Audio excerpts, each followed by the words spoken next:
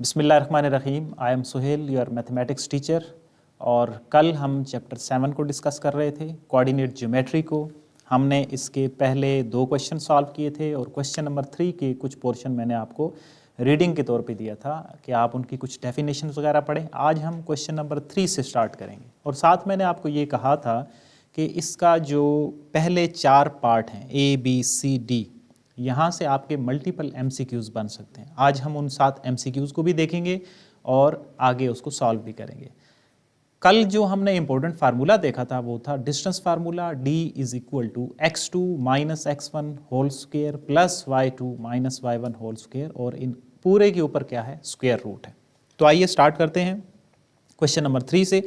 Check whether the following points are vertices of equilateral triangle, isosceles triangle, right triangle या scalene triangle. ये 4 different तरह की shapes हैं।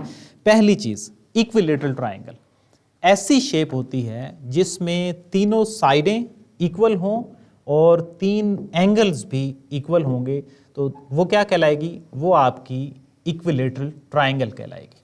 जिसमें क्या हो, जिसमें तीनों साइडें और तीनों एंगल इक्वल होंगे तो वो आपकी इक्विलेटरल ट्राइंगल कहलाएगी। दूसरा, आइसोसेलेस ट्राइंगल ऐसी ट्राइंगल होती है जिसमें 2 जो साइड्स हैं वो इक्वल हों और 2 एंगल इक्वल होंगे, तो वो क्या कहलाएगी, वो आपकी आइसोसेलेस ट्राइंगल कहलाएगी। जिसमें तीनों इक्वल होंगे वो क्या कहलाएगी, वो आपकी इक्विलेटरल कहलाएगी। और जिसमें 2 इक्वल होंगी और 2 एंगल्स आपस में इक्वल होंगे वो क्या कहलाएगी, वो आइसोसेलेस ट्राइंगल कहलाएगी। ये इसी के ऊपर मैंने शेप ऑलमोस्ट बनाई है। अब देखें इन दोनों में क्या फ़र्क है। ये एक इक्विलेटरल ट्राइंगल है और दूसरा जिसमें दोनों साइड्स और 2 एंगल्स इक्वल हैं, तो ये आपकी आइसोसेलेस ट्राइंगल हो गई। थर्ड, राइट ट्राइंगल, हमने इसको डिस्कस किया था जिसमें एक एंगल 90 का होता है। प्रीवियस जो हमारा चैप्टर था उसमें काफ़ी सारी इसके बारे में बात हुई थी। और fourth one is scalene triangle. ऐसी ट्राइंगल होती है जिसमें सारी जो साइड्स होती हैं वो डिफरेंट होती हैं, लाइक दैट। तो अब इनसे रिलेटेड MCQs कैसे बन सकते हैं। पहला MCQs, ऐसी ट्राइंगल जिसमें तीनों साइड्स और 3 angles, the triangle in which 3 sides and 3 angles are equal is called as. अब ये 4 अगर आपको ABCD ऑप्शन दे दिए जाएं कि वो इक्विलेटरल होती है, वो आइसोसेलेस होती है, राइट होती है या स्केलेन होती है, तो आपका एक्यूरेट जो ऑप्शन होगा that would be equilateral triangle. एक ये MCQs हो गया। फिर दूसरा MCQs इसी से रेलिवेंट बन सकता है कि कौन सी ट्राइंगल है, the triangle which have 3 sides and 3 angles are equal is called. अब आगे उनके नाम दे दिए जाएं कि वो इक्विलेटरल होती है, आइसोसेलेस होती है, राइट होती है या स्केलेन होती है। तो एक ही डायग्राम, एक ही शेप के अंदर से हमने 2 MCQs बना ली। फिर आ जाते हैं आइसोसेलेस पे। The triangle which have 2 sides and 2 angles are equal is called as. फिर आपको ABCD ऑप्शन दे दिए जाएं तो आपका राइट ऑप्शन क्या होगा कि वो आइसोसेलेस कहलाती है। या अगर स्टेटमेंट थोड़ी सी चेंज हो जाए कि the isosceles triangle have how many sides equal, उसमें ऑप्शन आ जाए 1, 2, 3 एंड 4, तो आप क्या कहेंगे कि उसकी जो 2 साइड्स हैं वो इक्वल होती हैं।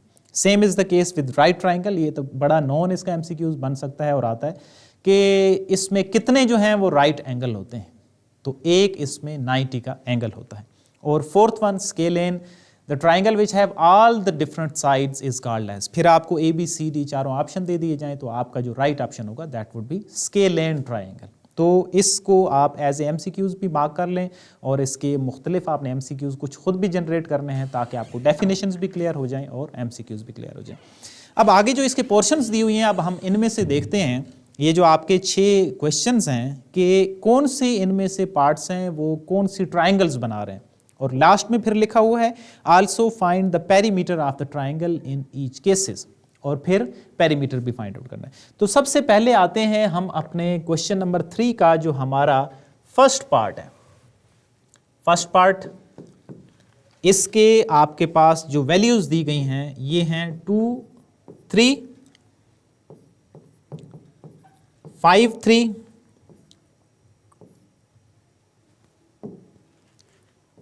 और 2, 1।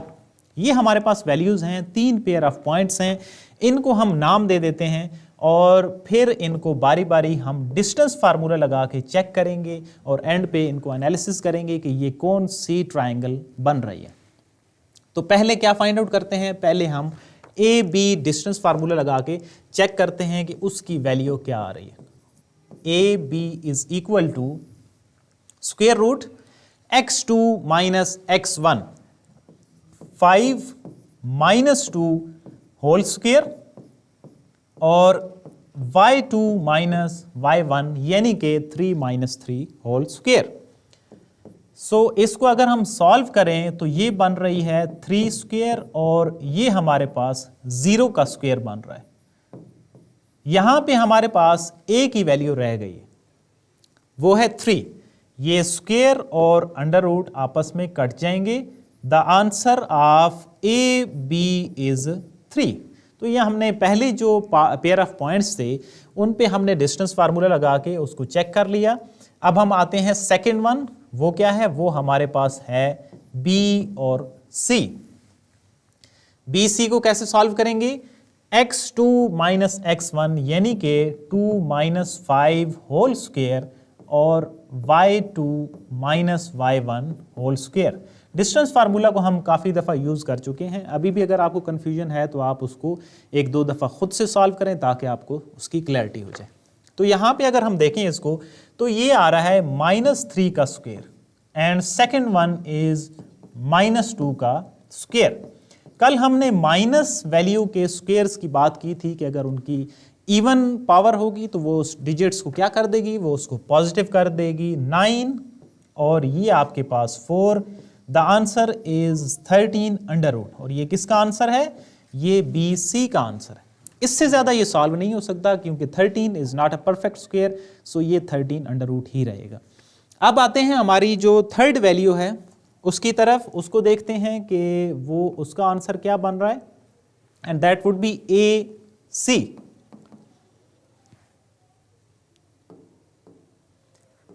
तो ए सी को हम देखते हैं, उस पर फार्मूला लगाते हैं ए और सी, 2 माइनस 2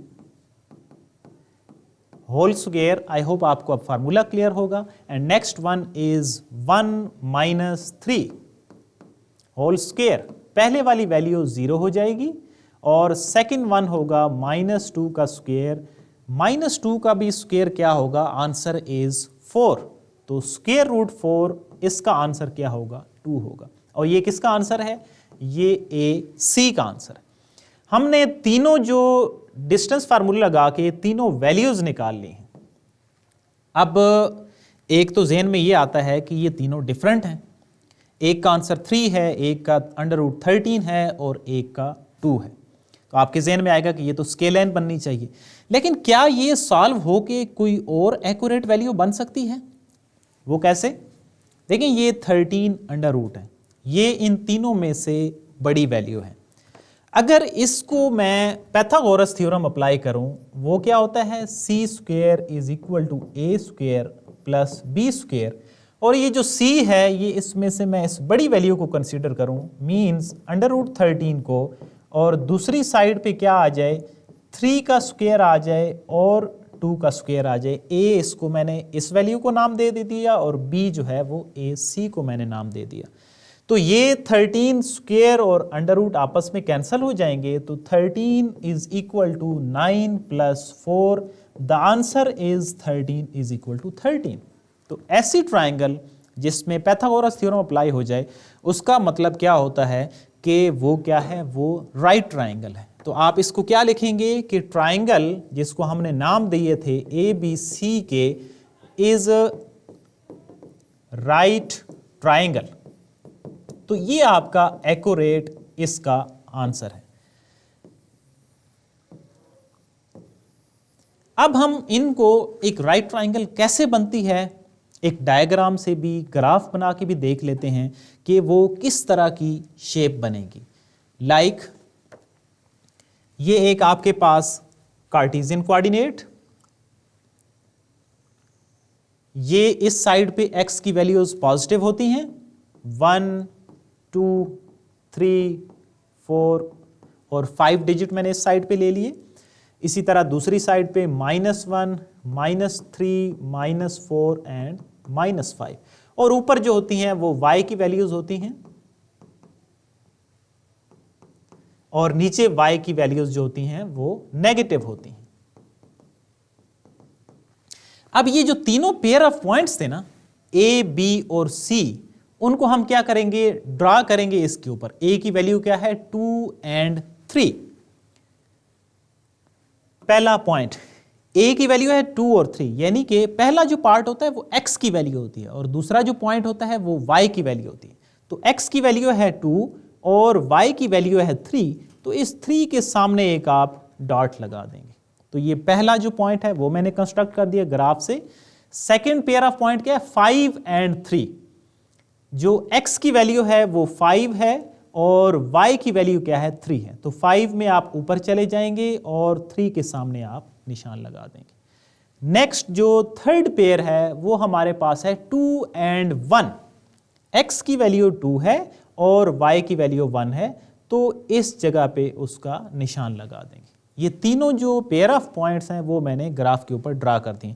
अब हम इनको आपस में कनेक्ट करते हैं। ये मैंने इसको कनेक्ट कर दिया, इसको इसके साथ कनेक्ट कर दिया और इसको इधर कनेक्ट कर दिया। तो ये देखें, ये हमारे पास क्या बन रही है, एक राइट ट्रायंगल बन रही है। तो इससे हमें पता चल गया कि ये जो तीनों पेयर ऑफ पॉइंट्स हैं ये मिलके क्या बनाते हैं, एक राइट ट्रायंगल बनाते हैं। आई होप आपको क्वेश्चन क्लियर हो गया होगा। हमने इसको फार्मूलाज लगाया, पाइथागोरस थ्योरम से एंड पे चेक किया है और डायग्राम भी इसकी ड्रा की है। तो वाकई ये क्या बन रही है, ये एक राइट ट्रायंगल बन रही है। अब इस तरह इसका सेकंड जो पार्ट है उसको भी देखते हैं कि वो जो है वो इन 4 शेप्स में से कौन सी शेप दे रहा है। सेकंड पार्ट, इसके पॉइंट क्या हैं, 0, 0 हैं, 1 और √3 है और थर्ड वन इज 2 एंड 0। तो यहां तक क्वेश्चन में क्या होगा, आप इनको नाम दे देंगे A, B और C का। तीनों पे आप डिस्टेंस फार्मूला लगाएंगे और फिर उसके बाद आप एनालाइज कर पाएंगे कि इन चारों में से वो कौन सी डायग्राम होगी। तो फर्स्ट वन क्या है जी, फर्स्ट वन हम A, B को चेक करते हैं।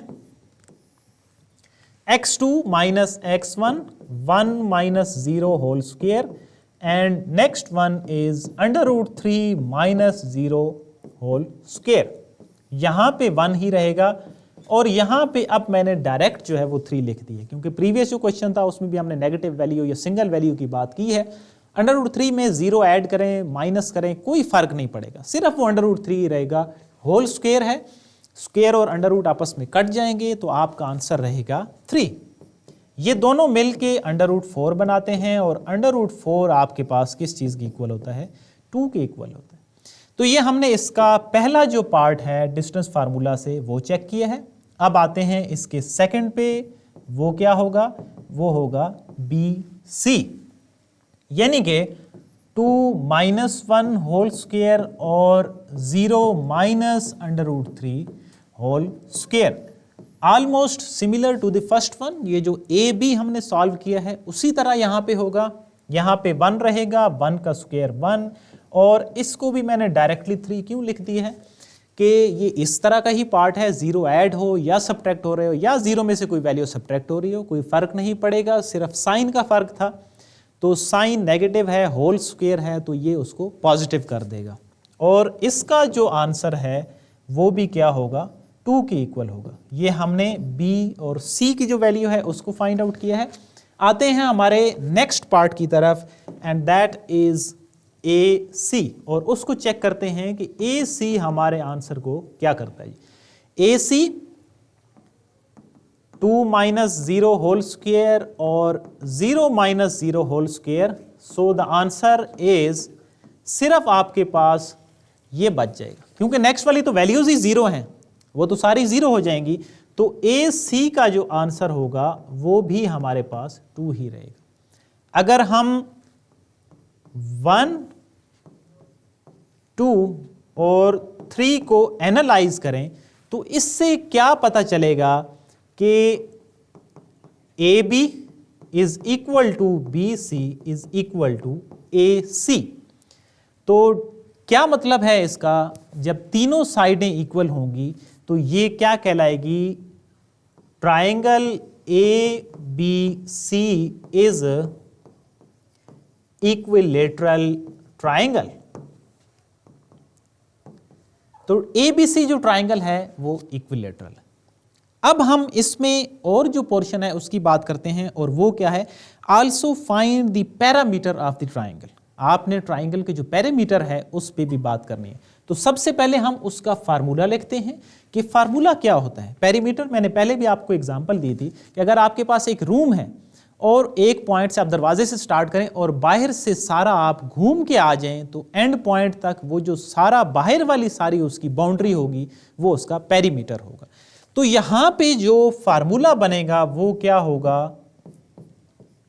ए बी लेंथ यानी कि डिस्टेंस, बी सी और ए सी, जो तीनों आपने डिस्टेंस की वैल्यूज निकाली होंगी, अगर उनको आप ऐड कर देंगे तो वो आपका क्या आएगा? वो आपका पेरीमीटर आएगा।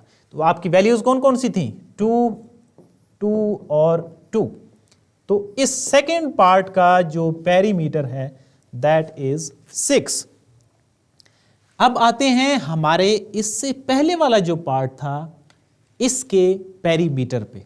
हमने सेकंड पार्ट पे उसको अप्लाई किया, फर्स्ट पे हमने उसको अप्लाई नहीं किया क्योंकि इसमें एक वैल्यू स्क्वायर रूट में थी। तो अब आपको एक पेरीमीटर का पता चल गया है। अब इस पेरीमीटर की एडिशन कैसे होगी ये आपने चेक करना है। देखें पेरीमीटर का फार्मूला क्या होगा? ए बी सी और ए सी, हम तीनों वैल्यूज को आपस में ऐड कर देंगे। अब कुछ बच्चे यहां पे मिस्टेक करते हैं, कुछ इसका आंसर लिखेंगे 5√13, कुछ इसका आंसर जो है वो लमसम 18 कर देंगे। ठीक है, तो ये जो सिंगल डिजिट्स होंगे, सिंगल डिजिट्स आपस में ऐड होंगे और जो स्क्वायर रूट वैल्यू है वो डिफरेंट है, वो ऐड नहीं होगी। इसका आंसर आएगा 5 + √13। तो ये था हमारा जो क्वेश्चन नंबर, इसका पहला पार्ट था उसका पेरीमीटर। ठीक है, सेकंड कौन सा था हमारा पार्ट? हमने इसको सॉल्व किया था, हमारे पास ये इक्विलेटरल ट्राइंगल आ रही थी और उसका हमने पेरीमीटर निकाला है। इसकी जो डायग्राम है, अब इक्विलेटरल ट्राइंगल की जो डायग्राम है, इसका पहला पार्ट हमने ड्रा किया था। सेकंड पार्ट इसकी जो डायग्राम है, this is your home assignment. आप इन ए बी सी को प्लॉट करेंगे इस कार्टेशियन कोऑर्डिनेट के ऊपर। कोई मुश्किल नहीं है, अगर आपको मुश्किल लगेगा तो वो ये वाली वैल्यू लगेगी, ये जो स्क्वायर रूट में वैल्यू है। तो आपने जब उसको प्लॉट करना है, जब उसको ड्रा करना है, तो आप कैलकुलेटर से उसको पॉइंट में कन्वर्ट कर लेंगे। लेट्स से √3 का आंसर आ रहा है 1.73। तो आपका जो सेकंड ये वाला ऑर्डर पेयर होगा, इसमें x की वैल्यू होगी 1 और जो आपके पास y की वैल्यू होगी वो क्या होगी? 1.73। क्योंकि √3 आपको उसका आइडिया नहीं है और कार्टेशियन कोऑर्डिनेट पे आप सिंपल डिजिट्स लिख रहे हैं, तो वो क्या होगी? 1.73। तो आप उसको प्लॉट कर लेंगे। So do it at home. ये था हमारा सेकंड पार्ट। अब same case with third, fourth and fifth and six. इसमें से अब आपने दो जो पार्ट हैं वो घर में खुद से सॉल्व करने हैं, एंड वो पार्ट हैं आपके पास पार्ट 3 एंड पार्ट 6। इनको अगर आप सॉल्व करेंगे तो आपके पास बाकी जो ट्राइंगल्स हैं वो उनका भी टच आ जाएगा और आपको अंडरस्टैंडिंग भी हो जाएगी और पेरीमीटर की भी समझ आ जाएगी। सो ये था हमारे पास क्वेश्चन नंबर 3। अब आते हैं क्वेश्चन नंबर 4 के ऊपर। इसमें मुख्तलिफ जो डायग्राम्स हैं उनके बारे में बात हो रही है। अगर हम 4 क्वेश्चन की बात करें तो 4 में क्या है कि ए बी सी और डी जो हैं ये वर्टिसेस हैं स्क्वायर के। अब जब स्क्वायर की बात होती है तो आपके ज़हन में क्या आता है? सारी साइडें बराबर, लेकिन सारे एंगल्स भी बराबर होने चाहिए। मींस उनको क्या होना चाहिए? उनको 90 होना चाहिए। तो ऐसी शेप जिसमें सारी साइड्स बराबर हों और सारे एंगल्स जो हैं वो 90 के हों, तो वो क्या कहलाएगा? वो हमारे पास स्क्वायर बन जाएगा। अब हम इसको चेक करते हैं, इसमें भी हमारे पास 4 पॉइंट्स दिए गए हैं। अच्छा, आपने जो डेफिनेशन पढ़ी है ना साइड्स की, आप लिखते हैं कि सारी साइड्स बराबर होगी। अब देखें जो सारी साइड्स हैं ना वो रोम्बस की भी बराबर होती हैं, लेकिन उसके एंगल सारे इक्वल नहीं होते। तो इस वजह से इसके अंदर हम एक चीज़ ऐड कर देते हैं, और वो क्या है, वो है एंगल्स की वैल्यू। तो इन दोनों में डिफरेंस भी हो गया, और आपने जब इसको चेक करेंगे तो एक पॉइंट एक्स्ट्रा भी आपने माइंड में रखना है कि आप 90 एंगल को कैसे चेक करेंगे। वो जब एंड पे हम पहुंचेंगे तो वहाँ पे हमें आइडिया होगा कि ये इसका 90 एंगल कैसे बनेगा। तो आइए जी इसको सॉल्व करते हैं पार्ट 4 को।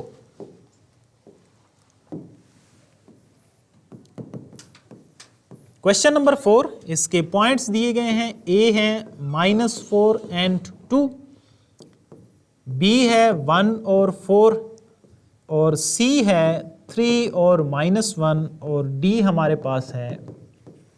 तो हम इनको चेक करते हैं डिस्टेंस फार्मूला अप्लाई करने के बाद। सबसे पहली चीज़ कि क्या चारों डिस्टेंसेस इक्वल आ रहे हैं या नहीं। उसके बाद हम आगे देखेंगे जो दूसरा मैंने पॉइंट बताया कि सारी साइड्स तो बराबर हैं, बट सारे एंगल्स भी जो हैं वो भी 90 होने चाहिए। तो हम कोई एक एंगल 90 चेक करेंगे, तो उसके बाद हम ये शो करा देंगे कि ये जो पेयर ऑफ पॉइंट्स हैं ये स्क्वायर के पेयर ऑफ पॉइंट्स हैं। तो पहला हम स्टार्ट करते हैं जी ए बी से। डिस्टेंस फार्मूला 1, अब मैंने डायरेक्ट प्लस लिख दिया क्योंकि कल हमने इस पे सॉल्यूशन करते हुए आपको बताया था कि एक जो माइनस है वो फार्मूले का माइनस है, और एक जो माइनस है वो इस वैल्यू का माइनस है। तो दोनों मिलके पॉजिटिव हो जाएंगे। फार्मूला वही लिखा हुआ है x2 माइनस x1, लेकिन ये -4 है तो मिलके पॉजिटिव हो जाएंगे। और नेक्स्ट क्या होगा, y2 माइनस y1। इस पॉइंट को आपने खुद से अंडरस्टैंड करना है। मैंने इसके ऊपर स्टार लगा दिया है ताकि आपको आइडिया रहे, और दूसरे के ऊपर भी स्टार लगा हुआ है, यानी कि उसको हम वही जो पुराना हमारा फार्मूला है उसी के मुताबिक ही कर रहे हैं। यहाँ पे आपने याद रखना है कि कोई मिस्टेक ना हो आपसे। So A B is equal to क्या बन रहा है जी, 5 का स्क्वायर, और ये क्या बन रहा है 2 का स्क्वायर। 25 + 4 स्क्वायर रूट मौजूद है। The answer is 29 under root. Perfect square नहीं है तो जो 29 अंडर रूट है वो 29 ही रहेगा, इससे आगे ये सॉल्व नहीं होगा।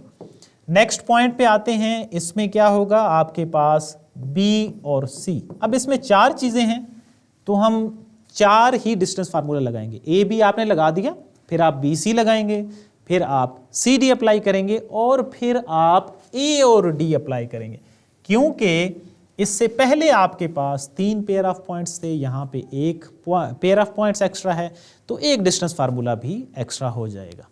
ओके, सो BC पे आते हैं। 3 - 1 होल स्क्वायर, और इसी तरह -1 and -4 होल स्क्वायर। ये हमारे पास 2 का स्क्वायर आ जाएगा। This is -5 square. तो फिर दोबारा से इस पॉइंट को आपने याद रखना है ताकि कहीं पे ये आपका सोल्यूशन में मिस्टेक नहीं होनी चाहिए। माइनस वैल्यू स्क्वेयरिंग, तो आंसर क्या होगा, आंसर पॉजिटिव होगा। तो जो वैल्यू है बी सी की वो भी 29 अंडर रूट आ रही है। नेक्स्ट हमारे पास क्या होना चाहिए जी, सी और डी होना चाहिए।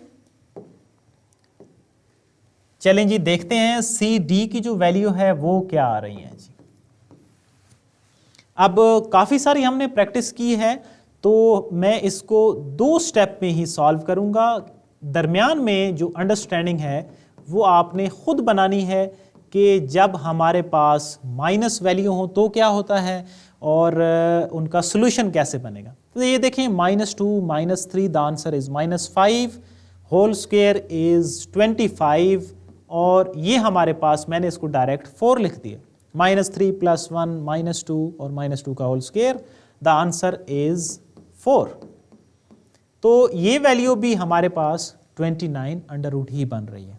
तो 3 पेयर ऑफ पॉइंट्स हो गए, एक हमारे पास बाकी है, तो उसको हम अब देखते हैं कि वो क्या आएगा जी, और वो है ए और डी।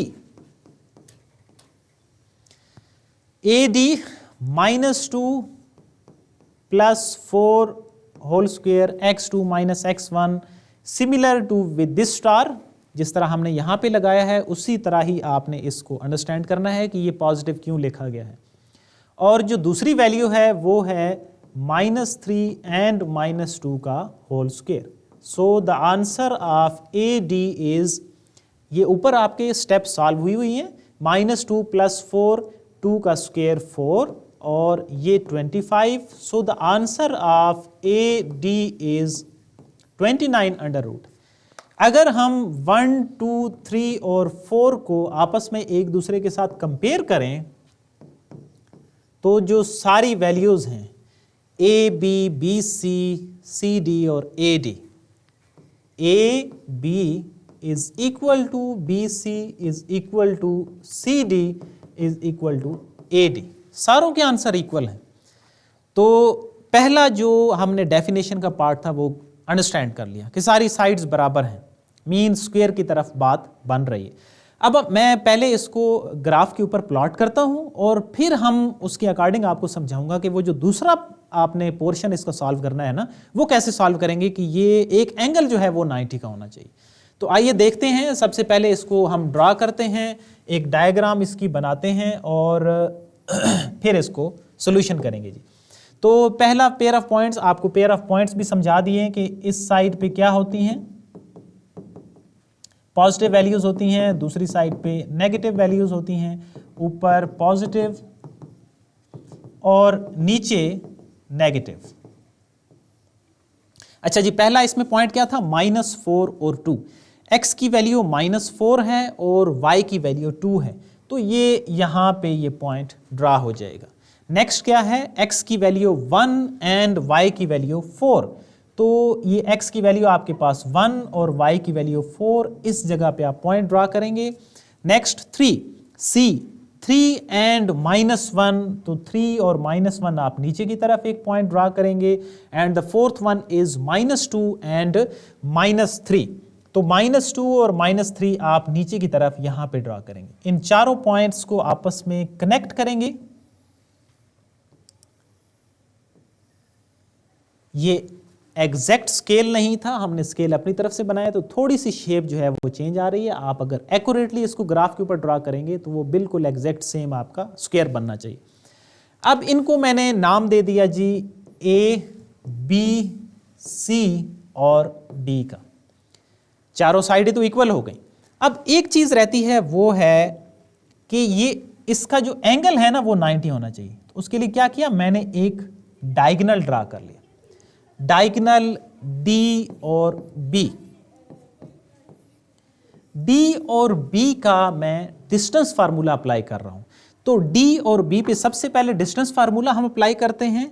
D की वैल्यू है x2 minus x1 whole square और दूसरा हमारे पास है y2 minus y1 whole square.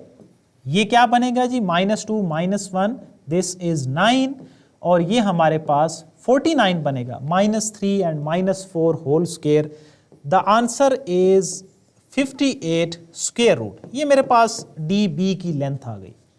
अब जब DB मेरे पास लेंथ आई है ना, तो हमारे पास ये देखिए, अगर एक कोई राइट ट्राइंगल हम चेक कर लेते हैं, लेट्स से मैं ADB को चेक करता हूं कि क्या इनमें एक एंगल 90 का आ रहा है या नहीं। तो ट्राइंगल ADB क्या अप्लाई करेंगे, पैथागोरस थ्योरम अप्लाई करेंगे, which is equal to C square is equal to A square plus B square. यानी कि ये हमारे पास बड़ी वैल्यू है, इसको मैंने हाइपोटेन्यूज का नाम दे दिया, जो आपने अभी फाइंड आउट की है 58 स्क्वायर रूट होल स्क्वायर। और वो जो दोनों वैल्यूज हैं वो तो सेम आ रही थी, पहले वाली वैल्यू भी 29 अंडर रूट बन रही है, सेकेंड वाली वैल्यू भी 29 अंडर रूट बन रही है। 58 स्क्वायर और अंडर रूट कट के, तो ये हमारे पास 58 इज इक्वल टू 58 आ रहा है। अब ये दोनों चीजें हमने प्रूव कर दी हैं। अब हम कह सकते हैं कि ये जो pair of points A, B, C, D क्या हैं, आर पॉइंट्स ऑफ स्क्वायर हैं। तो अब हमारे पास ये क्वेश्चन जो है वो कंप्लीट हो गया है। This is important for the long question. ये था हमारा क्वेश्चन नंबर 4। अब इस क्वेश्चन नंबर 4 को आपने सर्कल कर लेना है क्वेश्चन नंबर 7 के साथ। 7 में भी यही है कि वर्टिसेस आप स्क्वायर बनाएं, also show the length of diagonal. तो सिर्फ और सिर्फ एक पॉइंट आपने एक्स्ट्रा करना है, एक डायगोनल की हमने लेंथ फाइंड आउट की हुई है, आपने उस क्वेश्चन में सिर्फ जो CA है ना वो आपने फाइंड आउट करना है। तो ये हमारे पास क्वेश्चन नंबर 7 क्लियर हो जाएगा। So this is your home assignment. 4 और 7 को आपस में सर्कल कर लें और 7 को आप खुद सॉल्व करेंगे। 5 में क्या है, 5 इज अबाउट द पैरेललोग्राम। इस क्वेश्चन को हम कल देखेंगे और जो बाकी इसके रिमेनिंग पार्ट हैं इसके अलावा अगर कोई सिमिलर क्वेश्चन हुआ तो वो आपने ट्राई करनी है। For example like question number 10 अगर आपसे हो सका तो ठीक है, वरना हम इसको सॉल्व करेंगे। और कल की क्लास में हम पैरेललोग्राम और रेक्टेंगल्स के बारे में बात करेंगे। आपने इनको भी घर में रीड आउट करके आना है ताकि आपको डेफिनेशंस क्लियर हों, फिर जब हम इनको अप्लाई करेंगे तो आपको अंडरस्टैंडिंग हो जाएगी। तो आज हमने MCQs के बारे में काफ़ी बात की है। इक्विलेटरल, आइसोसेलेस, स्केलेन और राइट ट्राइंगल, उनसे MCQs हमने जनरेट किए हैं, वो आपने कुछ खुद से करने हैं। फिर हमने पेयर ऑफ पॉइंट से चेक किया कि ये कौन सी डायग्राम बना रहे हैं, और फिर क्वेश्चन नंबर 4 हमने देखा जिसमें हमारे पास पेयर ऑफ पॉइंट्स से उससे हमने स्क्वायर को चेक किया, और एक जो काम एक्स्ट्रा है वो किया कि इसमें एक राइट ट्राइंगल हमने ड्रा करके एक 90 एंगल बनाया। तो जब एक 90 एंगल है तो सारी साइड्स बराबर हैं, तो ये फिर सारे जो एंगल्स होंगे ये 90 के ही होंगे। So that was all from my side. See you in the next class with next question, and that is about parallelogram. अल्लाह हाफिज़।